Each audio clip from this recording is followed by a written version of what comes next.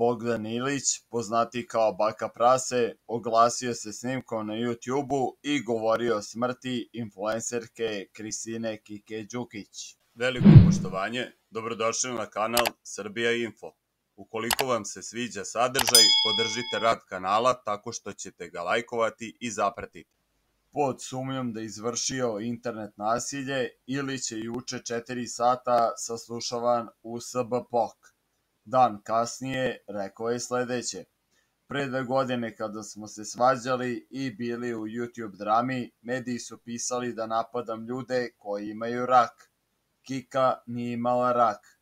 Sada su mediji objavili da sam ubica i da sam odgovoran za smrt deteta jer smo bili u drami.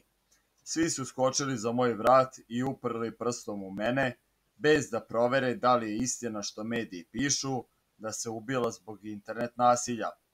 Javne ličnosti se žale da mediji pišu lažne naslove, a onda to zanemare jer ide u njihovu korist.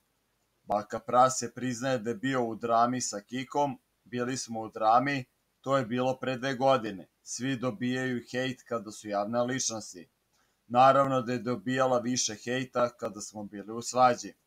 To se završilo. Hoću da ljudi znaju da smo se rastali kao prijatelji. Svima će biti glupo kad se bude saznao pravi razlog Kikine smrti. Ne, nije bilo internet nasilja. Mi smo posle svega komunicirali. U suzama je Baka Prase dalje pričao.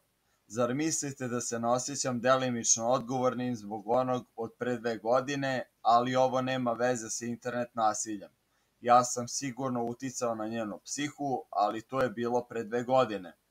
Čak mi se i zahvalila i rekla: zahvaljujući tebi saznala sam ko su mi pravi prijatelji.